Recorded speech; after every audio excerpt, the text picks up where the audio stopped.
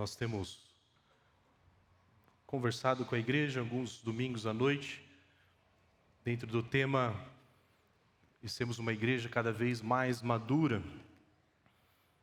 Eu queria conversar sobre algo que não é fácil conversar, uma vez que vários de nós estamos lidando com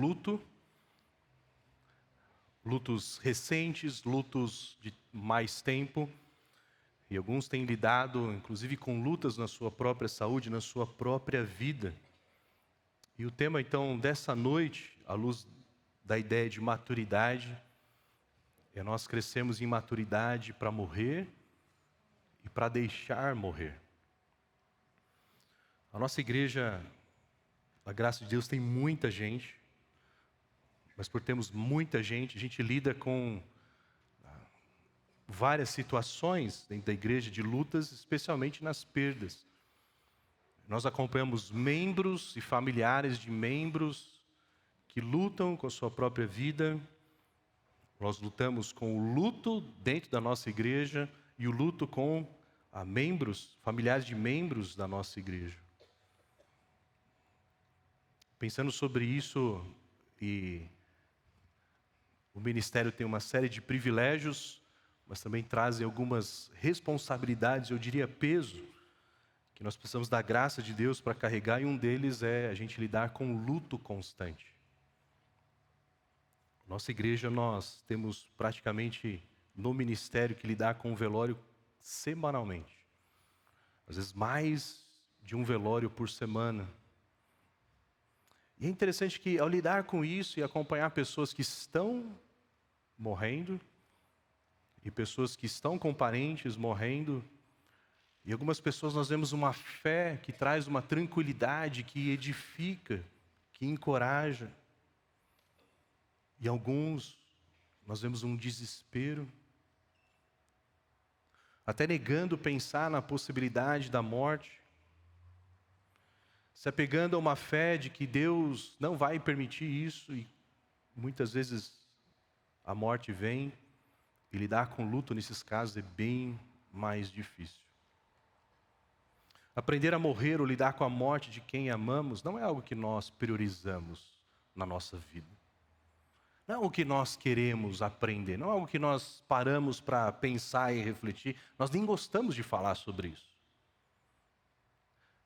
Só que é interessante que a Bíblia chama isso de sabedoria e de maturidade. Em Eclesiastes, Salomão diz: é melhor uma casa onde há luto do que uma casa em festa, pois a morte é o destino de todos e os vivos devem levar isso a sério. Mais para frente ele diz: o coração do sábio está na casa onde há luto, mas o do tolo na casa de alegria. Percebe então que a Bíblia diz que o sábio, ele considera o fim, ele está constantemente pensando na morte, e o tolo não quer pensar nisso, ele quer acreditar que a vida é uma festa sem fim.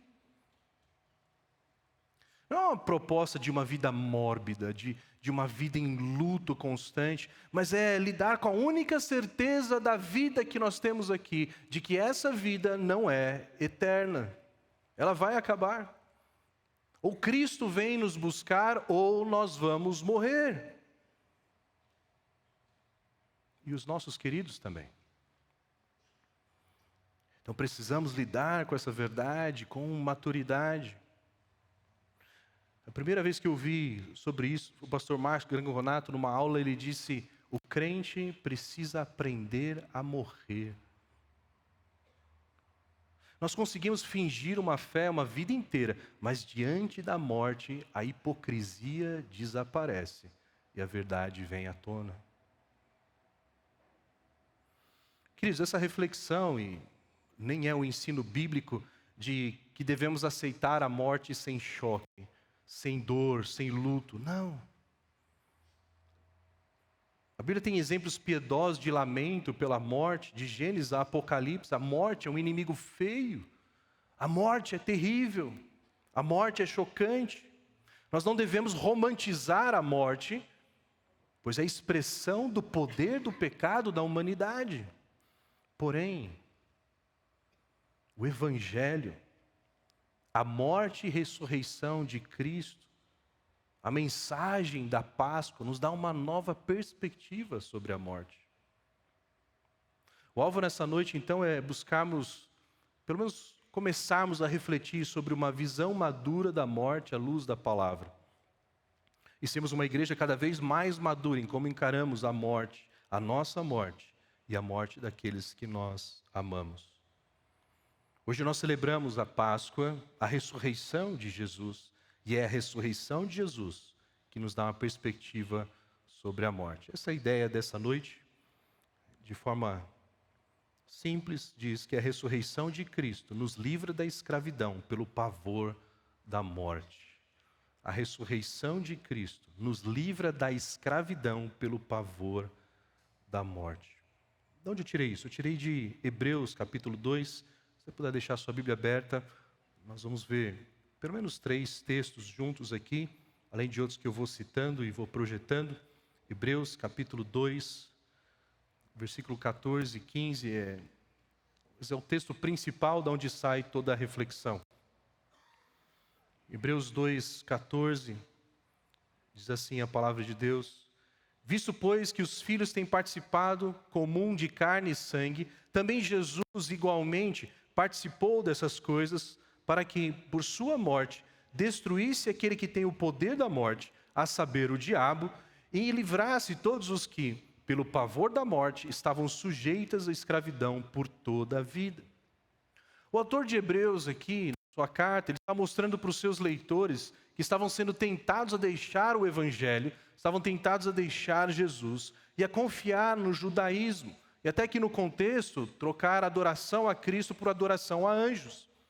E basicamente, nesse começo aqui, o autor de Hebreus mostra que Jesus é superior a tudo isso que eles estão buscando.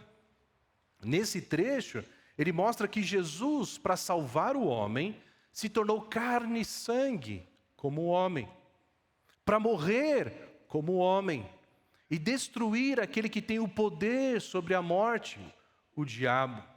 O diabo tem o poder sobre a morte não no sentido de que ele diz quem e quando vai morrer, mas no sentido que ele age para que todas as pessoas sejam condenadas à morte. Mas na justificação de Cristo, através da sua própria morte e ressurreição, nele, em Cristo, todo aquele que nele crê, não é mais condenado à morte. E nesse sentido, o diabo, ele perde o seu poder. Mas também a morte de Jesus, e obviamente a sua ressurreição, também livrou todos aqueles que estavam sujeitos à escravidão por causa do pavor da morte. É interessante essa expressão. Em que sentido nós éramos escravos pelo pavor da morte? O pavor da morte, talvez a gente não pare para pensar tanto assim, mas ele pode governar a nossa vida. Por exemplo, muitas pessoas têm medo de pensar em Deus. Tem medo de pensar na eternidade. Já parou para pensar por que o mundo tem medo de pensar em Deus? Por que o mundo não gosta de falar sobre a vida após a morte? O mundo tem medo de falar sobre a morte. Às vezes a gente deixa entrar isso entre nós e achamos que a morte é um assunto proibido. Mas isso é uma visão do mundo. Por quê? Por que o mundo tem medo de falar sobre a morte? Por que o mundo tem medo de falar sobre Deus? Por que o mundo tem medo de pensar nas coisas eternas? Por isso gosta do superficial, não das coisas profundas. Por quê? Porque se pensar nisso, se pensar em Deus, se pensar na morte, se pensar na eternidade, eles vão perceber que não estão prontos. De que se ele se apresentar diante de Deus e ser julgado, ele será condenado. E que se ele levar isso a sério, ele vai ter que mudar a sua vida. E aí que está o ponto. O mundo não quer mudar de vida. O mundo não quer renunciar ao seu estilo de vida. O mundo não quer deixar de ser Deus da sua própria vida. Então, nesse sentido, ele está escravizado a viver na superficialidade. Ele está escravizado a fugir de qualquer pensamento sobre Deus e sobre a eternidade. O coração dele está na casa onde há festa. Porque isso que ele quer é festa, festa, festa. porque ele não quer pensar no que vai acontecer quando a festa acabar. Ele foge da casa onde há luto. O medo da morte, o pavor da morte, leva então a uma tentativa de controle. Eu preciso de alguma forma controlar a minha vida e a morte. E há um apego à segurança física, a busca pela saúde perfeita, uma segurança financeira, e não só uma segurança própria, mas a segurança das pessoas a quem ele ama. E ele tenta proteger e controlar a vida das pessoas e a sua própria vida para não perdê-la.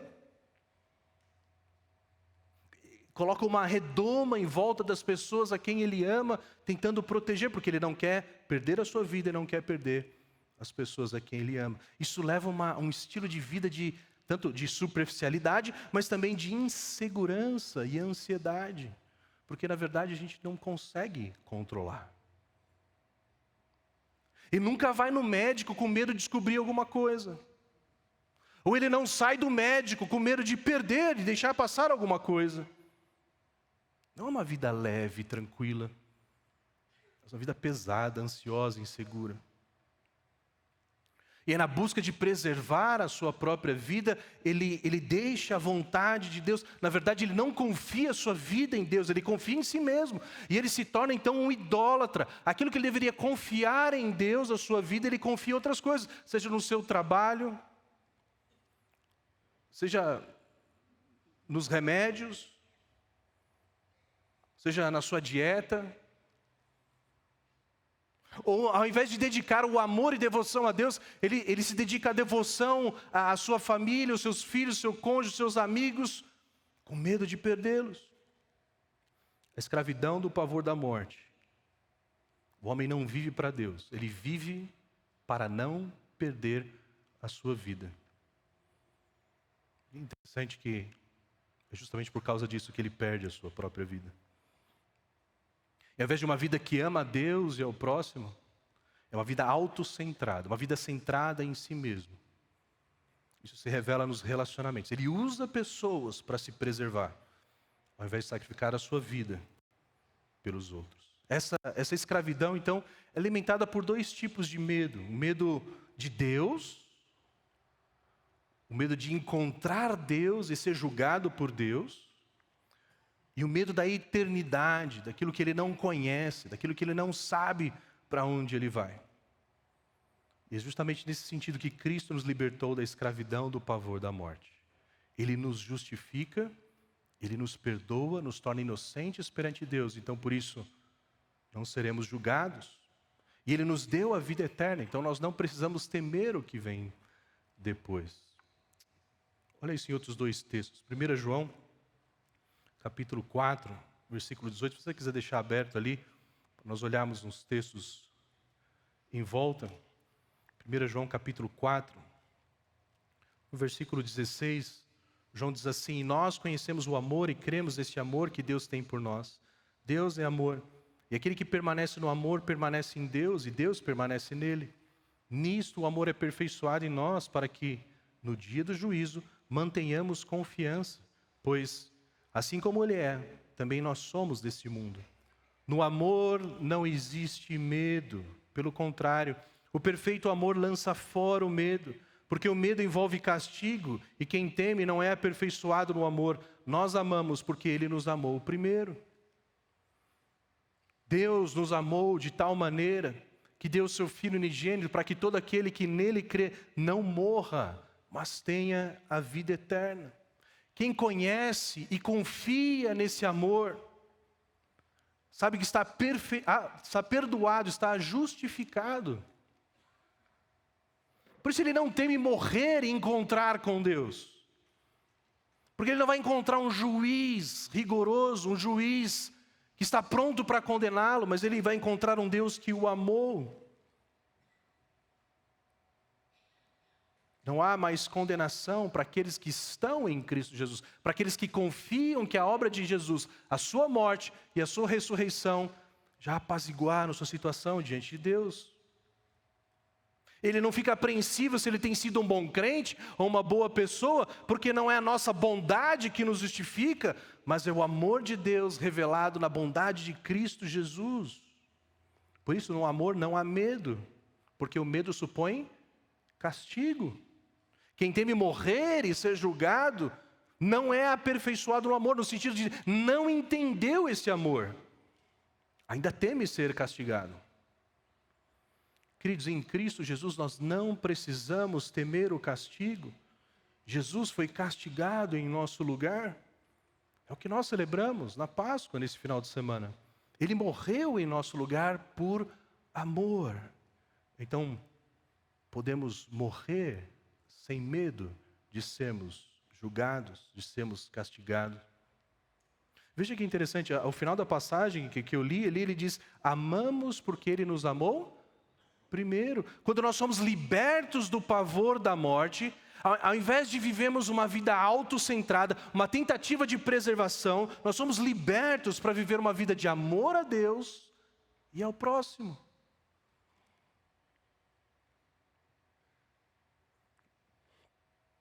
Você tem medo de estar diante de Deus agora? Se o seu momento fosse agora, você está diante de Deus, você tem medo do que você tem para oferecer para Ele? Se você está fazendo as contas, se você está pensando, bom, pelo menos hoje à noite eu estou aqui na igreja, né? Você não está confiando na obra de Cristo. Eu não tenho que fazer as contas, eu não tenho que olhar para a minha vida. Eu tenho que olhar para a vida de Cristo, olhar para a cruz e dizer, por causa dele, eu não tenho medo de estar diante de Deus. Porque é Cristo quem garante a nossa inocência perante Deus. Nesse sentido, o primeiro medo, ele é eliminado, mas ainda fica aquele medo do desconhecido. Como é que vai ser? Será que vai dar certo mesmo? Como que é o processo de passar pela morte? Vamos para um texto de Paulo. Filipenses capítulo 1.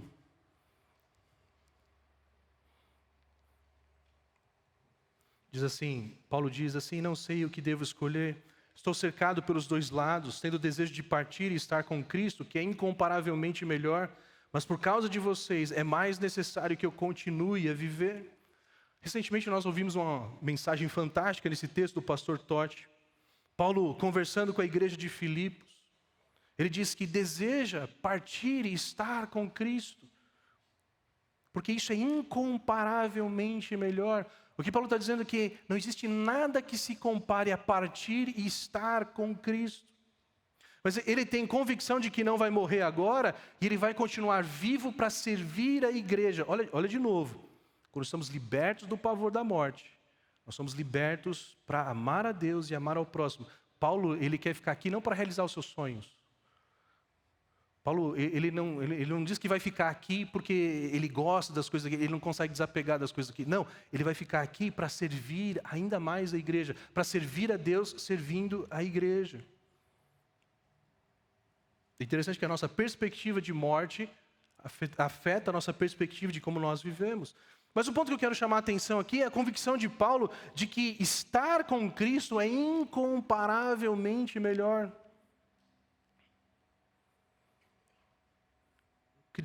Eu gosto dessa vida. Eu amo ficar com a minha esposa. Eu amo ficar com os meus filhos, com a minha família. Ficar em casa juntos ou em viagem.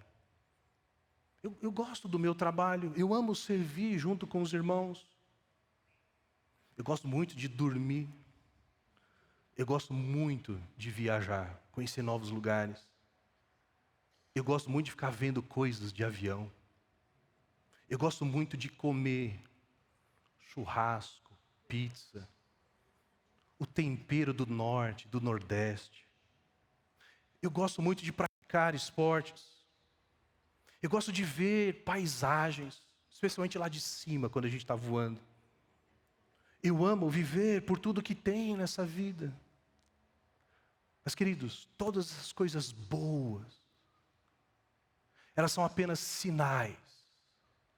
Elas são placas apontando para algo muito maior e melhor que está por vir, que é estar com Cristo. Nada nessa criação é capaz de nos satisfazer do que estar com Cristo, de que estar na presença de Deus. As descrições do céu, as descrições da eternidade na Bíblia, elas são vagas, elas são muitas vezes simbólicas. Mas algo que se repete constantemente e real é que o céu, a eternidade, é marcada por vivermos na presença de Deus. É isso que faz o céu do céu, é a presença de Deus, é estar em Cristo. Por isso, morrer em Cristo não é inseguro, não é temeroso, mas é incomparavelmente melhor. Talvez isso fique claro quando nós olhamos para pessoas que têm esse tipo de visão e como elas enfrentaram a morte. Eu amo um livro que se chama O Livro dos Mártires. É um livro que foi escrito lá em 1500, 1600. Onde o autor John Foxe, ele descreve a morte de vários cristãos. Um deles, John Bradford, ali na época de 1535, na Inglaterra, ele foi preso e condenado à morte pela Igreja Católica, porque ele não afirmava as doutrinas católicas, mas ele refutava pela palavra de Deus. Um dia ele estava preso, uma mulher correu até a sua cela e disse: eu tenho uma notícia terrível para você. Amanhã você vai ser queimado. Eles estão trazendo a corrente para te prender. E ele responde: essa é uma boa notícia. Aliás, eu tenho esperado por isso por tanto tempo. E quando o pegaram e estavam prendendo na fogueira ele, e junto com ele estava sendo preso, iria morrer também um jovem de 20 anos, pelos mesmos motivos.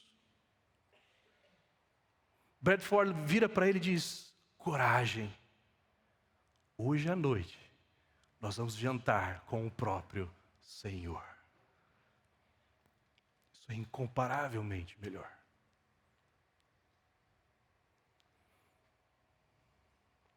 Não muito tempo atrás, a equipe pastoral foi visitar Russell Shedd, um teólogo, pastor, missionário aqui no Brasil. Ele estava com câncer terminal. E eu achei interessante, o pastor Mendes, ele tem a mania de gravar, filmar as pessoas, né? Eu sempre achei isso muito estranho. Mas foi fantástico, porque o que ele fez nos dá um material de encorajamento muito grande, porque o pastor Mendes então grava um vídeo com o Russell Shedd e pergunta mais ou menos para ele: Russell, como é que é lidar com a dor? Porque ele enfrentava dores terríveis por causa do câncer. E Shedd, com toda a sua piedade, ele respondeu: a dor é uma experiência boa.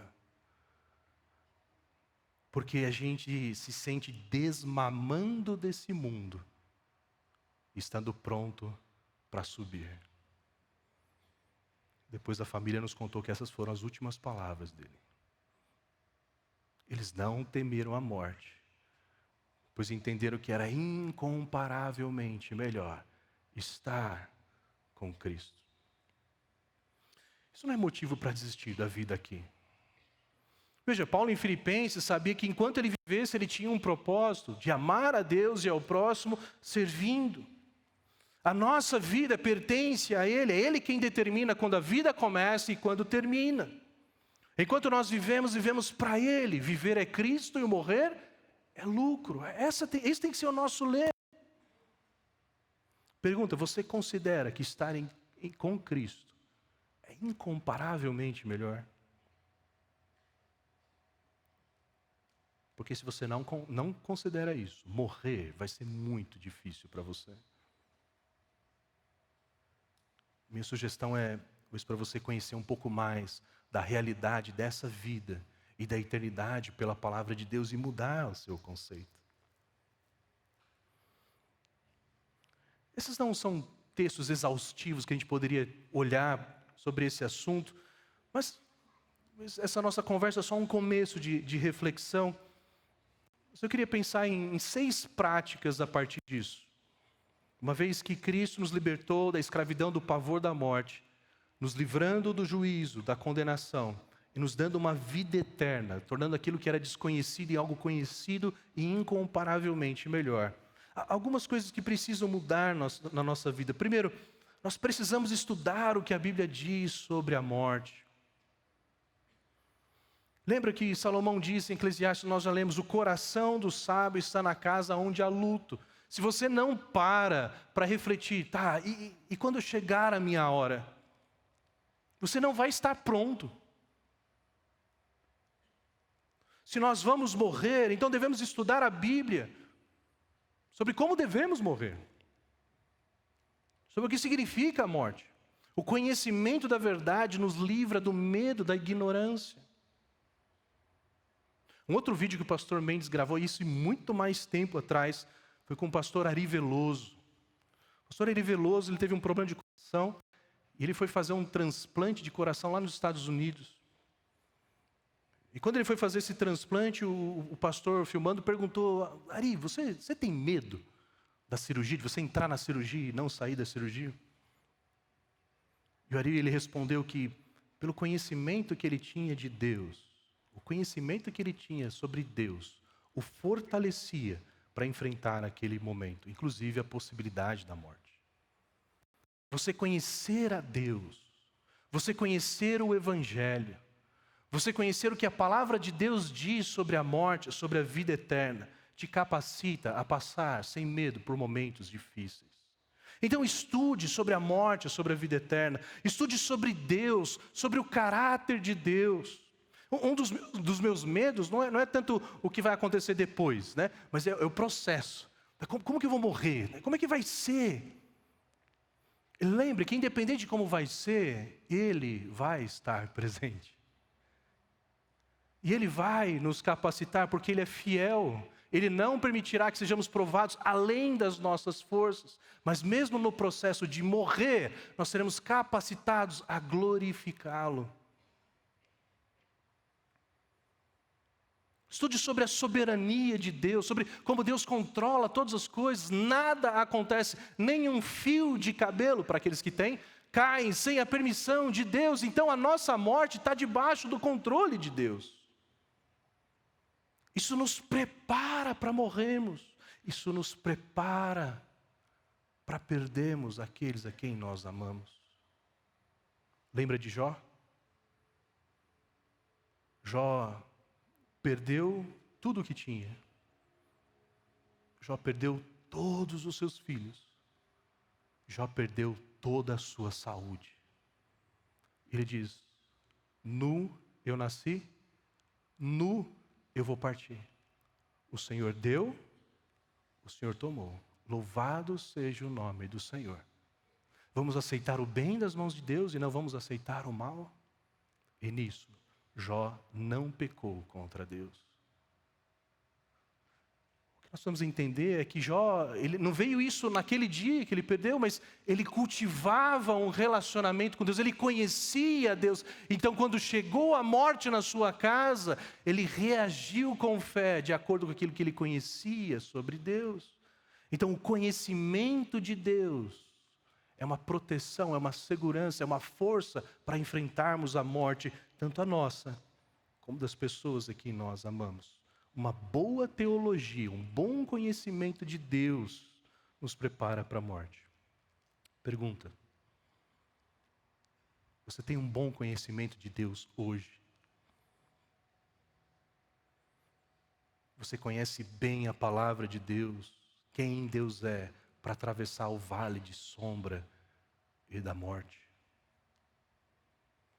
Atravessar o vale da sombra e da morte com fé. E fé é uma confiança naquilo que Deus é e disse, e não confiança em fé naquilo que nós afirmamos para nós mesmos sobre Deus, para de certa forma nos consolar. Não, mas é fé e confiança naquilo que é verdade, naquilo que está na palavra de Deus. Se você não tem esse conhecimento, busque. Estude a palavra de Deus, leia livros, bons livros sobre isso. Busque ajuda para alguém mais piedoso. Fala, vamos fazer um discipulado. Nosso discipulado aqui, ele tem um alvo, vai nos preparar para morrer.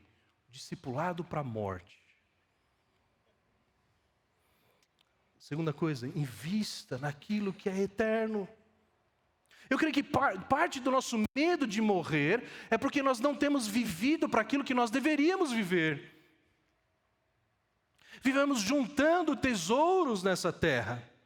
Então nós não queremos deixá-la.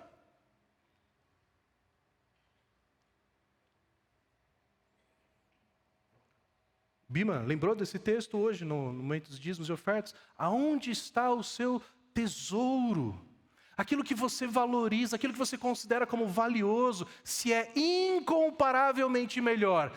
Aqui, você não vai querer partir. E morrer para você vai ser muito difícil. Mas, se nós juntarmos tesouros no céu, então partiremos com alegria.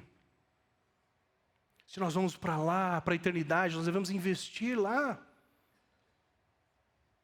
Juntar tesouro no céu é investir naquilo que é eterno. E o que é eterno? Vidas são eternas. A minha vida, então, deveria estar focado em investir em vidas, em pessoas. Através do evangelismo, através de missões, através de discipulado, de serviço no reino. Uma vida voltada para aquilo que é eterno. É olhar para as pessoas à minha volta, não só no contexto da igreja, mas principalmente no contexto onde nós estamos mais tempo, que é fora da igreja. Ali no meu trabalho, na minha família, na minha vizinhança, há vidas, pessoas eternas. Eu invisto naquilo que é eterno, quando eu levo o evangelho a elas, quando eu levo as pessoas para mais perto de Deus. Quando nós vivemos para aquilo que é eterno, nosso coração valoriza o que é eterno, então estaremos prontos para partir. Como está a sua aplicação na eternidade hoje? Quanto você tem investido naquilo que é eterno? Alguns de nós não têm nem conversas intencionais, espirituais com os próprios filhos. O que dirá evangelizar os perdidos? Para essas pessoas morrer é mais difícil, porque não tem investido em nada lá. Devemos investir em vidas a ponto de, quando chegar a hora da nossa morte, podemos dizer: combati o bom combate, terminei a corrida, guardei a fé. Então sim, a morte será mais leve, como foi para Paulo. Isso nos leva para a próxima prática. Devemos pregar o evangelho explicitamente aos perdidos. Paulo diz lá em 2 Coríntios, somos embaixadores em nome de Cristo, como se Deus exortasse por meio de nós. Em nome de Cristo, pois pedimos que vocês se reconciliem com Deus. Sei que aqui é uma questão sensível, mas muitas vezes nós temos dificuldade de deixar a quem amamos partir, porque nós não aproveitamos as oportunidades para pregar o evangelho. Nós vamos adiando, a gente vai rodeando, sem falar claramente, explicitamente do evangelho para aquelas pessoas, e de repente não há mais oportunidade. Pregue o evangelho antes que a pessoa parta. Os pastores dizem, eu prego e a pessoa não crê. Precisamos descansar na soberania do Deus bondoso e justo. Confie e descanse em Deus, mas não perca a oportunidade de pregar o evangelho. Pergunta, todas as pessoas à nossa volta, todas as pessoas à sua volta, nos contextos onde você está, em casa, na igreja, no trabalho, na escola, na vizinhança, todas as pessoas estão prontas para partir? Todas elas têm a mesma esperança que nós? Quem são as pessoas à nossa volta que não têm essa esperança? A nossa vida deveria ser centrada em pregar o evangelho para esses. Orar por elas diariamente. Aproveitar as oportunidades. E mais, investir naqueles que nós nem conhecemos, nem sabemos que existem. É o que vamos conversar na próxima semana. Pregue o evangelho para que as pessoas estejam prontas para partir. Quarta prática: na medida do possível, cuide das pessoas que ficam. Em 2 Reis tem uma história interessante do rei Ezequias, onde o profeta Isaías chegou para ele e diz: assim diz o Senhor, ponha em ordem sua casa, porque você morrerá, você não vai escapar. Deus foi muito gracioso, misericordioso com Ezequias, porque disse: ó, você vai morrer, então prepara a sua casa.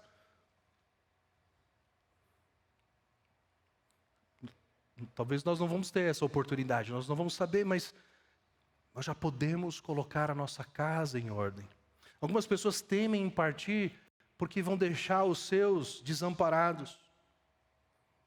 Primeiro, lembre que quem cuida da nossa família, quem cuida de quem nós amamos é Deus. Ele é essencial, nós não somos essenciais. Mas sim, na medida do possível, nós devemos cuidar das pessoas que vão ficar se nós partirmos. Acerte relacionamentos quebrados. Se você tem problemas de relacionamento, acerte antes que seja tarde. Será muito ruim para você se ele ou ela partirem sem vocês se acertarem. E vai ser muito ruim para ela ou para ele se você partir sem vocês acertarem. Então, se há relacionamentos quebrados, acerte antes que seja tarde. Prepare os seus para serem maduros, para se virarem quando você sair. Não viva um estilo de vida de dependência de você. Há pessoas que são centralizadoras e quando elas partem, a família fica desamparada, a família não sabe o que fazer. Isso pode ser espiritualmente. Invista para que a sua família, os seus filhos, o seu cônjuge, eles sejam autônomos na vida espiritual. No sentido que não depende de você para eles viverem uma vida espiritual. É triste quando nós vemos famílias onde uma pessoa parte e aquela família ela rui espiritualmente.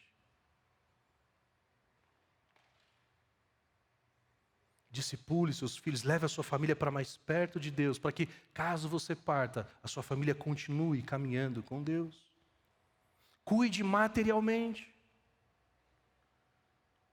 Com recursos, com pensão, com seguro de vida. Às vezes coisas simples, deixar claro para o cônjuge, para a família, sobre senhas, sobre contas bancárias, sobre investimentos, sobre coisas que às vezes a pessoa parte, a família fica perdida, nem sabe o que tinha. Cuide de forma prática. Se você faz cálculos e você percebe que não restam muitos anos, se a saúde está indo embora, cuide dos seus. Nosso país é cruel com os que ficam. Já viu o preço de um inventário? Os impostos sobre herança? Avalie se não é melhor cuidar disso em vida. Cuide dos seus. Isso traz mais tranquilidade para a família na sua falta. É uma demonstração de amor e cuidado. E tem pessoas que nem pensam nisso. Eu vendi seguro num banco aqui na cidade, numa agência bancária. Isso durou meses, foi terrível, né?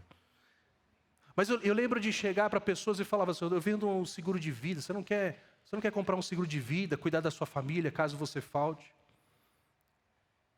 Não foram poucos que responderam para mim, eles que se virem, eu não vou estar aqui.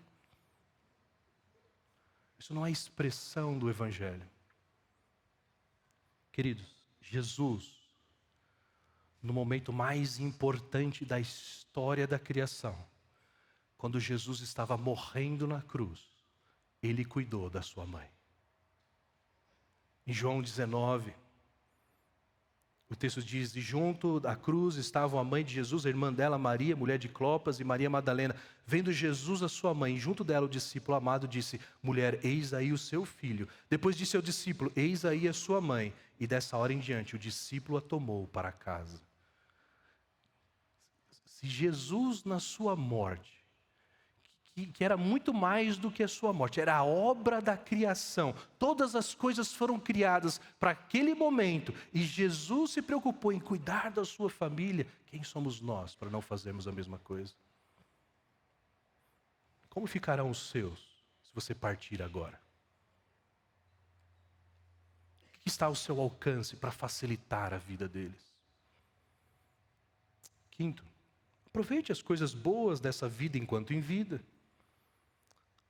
O mesmo Salomão que diz que o sábio está na casa de luto, ele diz: sei que não há coisa melhor para eles do que se alegrar e fazer o bem durante a sua vida. E também que todo homem coma e beba e desfrute o bem de todo o seu trabalho. Isso é dom de Deus, é um presente.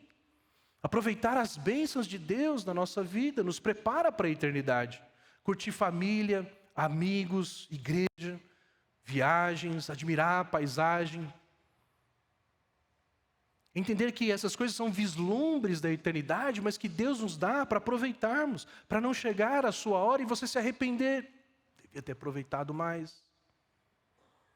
Alguém já disse que ninguém chega no leito de morte e se arrepende por não fechar mais um negócio. Ninguém chega no leito de morte e se arrepende por não ter lavado mais uma louça. Ninguém chega no leito de morte e se arrepende de não ter escrito mais um artigo científico. Mas as pessoas se arrependem de não terem investido mais em pessoas.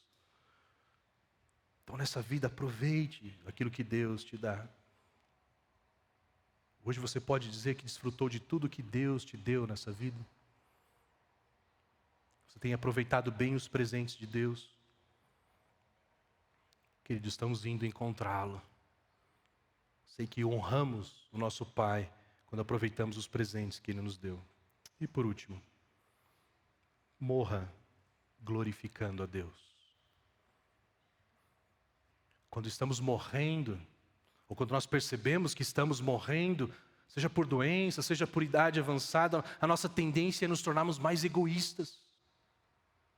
Nós questionamos a Deus e nós exigimos os outros. Queremos que Deus nos sirva revertendo a situação. Queremos que os outros nos sirvam, afinal estamos morrendo.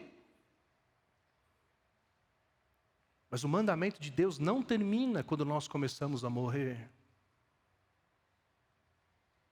O mandamento de Deus se resume em dois: ame a Deus e ame ao próximo.